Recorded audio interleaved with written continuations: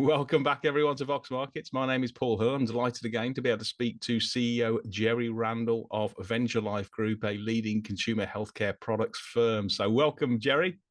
Thanks, Paul. Good to see you again. Yeah, well, big congrats on this morning's inline full year trading update with sales rising 5% like for like to £51 million, EBITDA margins increasing 2% to just over 22%, and net debt also falling. So maybe we can sort of start there. What's been sort of driving that impressive top and bottom line performance? Yeah, sure. Thanks, Paul. Well, it's the Venture Life brands that are really driving that, and particularly Balance Active, Lift, and Earol. And I think what you're seeing in the numbers, and we'll talk more about it obviously at the full year, is strong growth in Amazon. That's really grown well this year, and we're seeing impacts there on Balance Active, on Lift. We've launched Earol on Amazon this year because obviously we acquired it last year.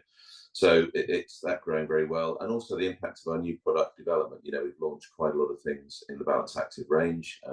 Thrush Cream, one of those products, doing really well. That's gone first into Superdrug, is now going to other stores, and that's really exceeding our rate of sale expectations. So it's all of those things coming together, and those sort of initiatives and marketing initiatives that we've been working on with those brands. Good. And so it's been mainly sort of volume, has it, rather than say price? Yes, we've put a few small price increases into the market towards the back end of 2023, and you'll see those annualize in 2024. We did one on Lift, we had some on the Earol brand, but they didn't have a big impact. There were some small amounts, but as I say, because it was towards the back end of the year, they didn't have a big impact. It was all around volume growth. Good. And then I suppose with the extra sales and the extra volume, that's given you sort of operational efficiencies as well, hasn't it? And also, I guess you've got also that mix effect with your own brands versus third party. You just talk through that, how that's sort of like really boosted the bottom line as well. Yes, of course. Yeah, I mean, we've seen a sort of 2%, 2 point lift in the EBITDA margin. So what we've seen in the second half, so obviously there was a big increase in EBITDA in H2 compared to H1, and a large part of that was a large part of H2 was around the higher margin Venture Life brands, particularly internationally. And I know, as we've discussed before, we have a weighting in the second half of the year, particularly to those Venture Life brands internationally, and they've come through their stronger margin products on the brands and big volumes in that half, and that's really contributed to both gross margin and stronger EBITDA margin, plus that overall volume lift, which is giving an EBITDA leverage benefit.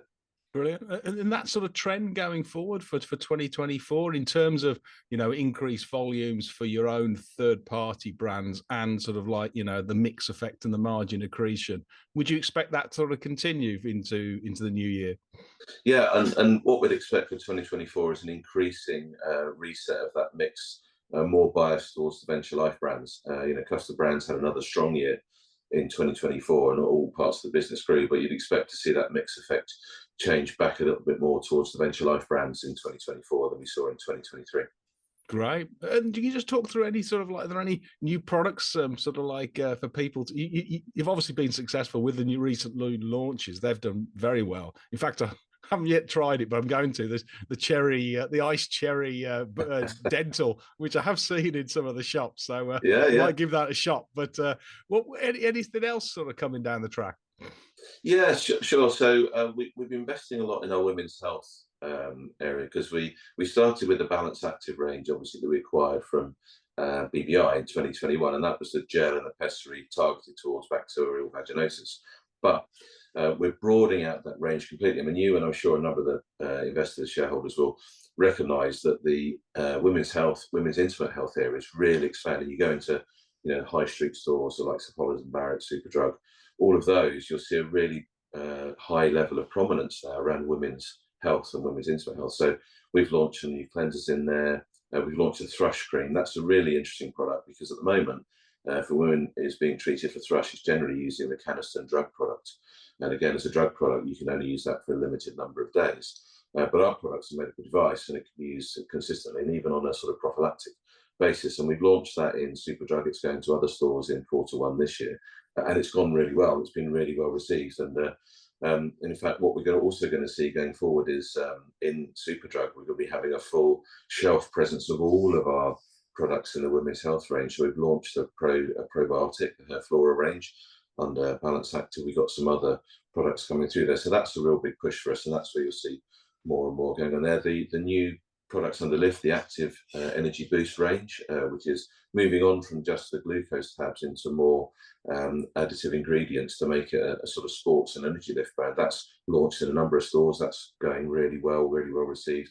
You're saying about the cherry flavoured dental, that's great. I mean, it's interesting. Clove is the biggest selling flavour for dental in the UK, no question about it, but the cherries got good appeal. But just going back to the Lift range, we've launched a number of new flavors in those Lift chewable tablet range, and the tropical fruit is really popular. So I encourage you to try that one as well. Yeah, I will do. Yeah, thanks very much for the tip. In terms of the sort of supply chain, have you seen any benefits in that second half with inventories sort of like reducing because they've the supply chains have been easing up, and how that sort of like fed through into your sort of cash generation and lower net debt position? Yeah, sure. I mean, what we've seen is definitely, I would say, an easing of the pressures that are in the supply chain. So I wouldn't say we see prices coming off yet, but what we're not seeing is that continued upward march of prices. So we're seeing a few more providers coming back into the market. It's now getting back to more normal business where you can talk to a number of different suppliers and negotiate a good price and good delivery terms. We haven't so far really been disrupted by the Red Sea issue. We've got good inventory in place, we've got good lead times and everything. But what we have seen is inventory coming down in the second half, and we're now back to a much better level of inventory. We're much closer to sort of 20% of the last 12 months revenues, whereas start of the year it's more like 25%. And that's had the benefit obviously on the leverage that you've seen, the improvement in leverage, and also that's continued into this year. So I think I would say we don't expect to see prices coming down, but we do think we've seen the end of upward pressure generally. There's always one or two that might be going up, but generally we see that pressure abating a bit now.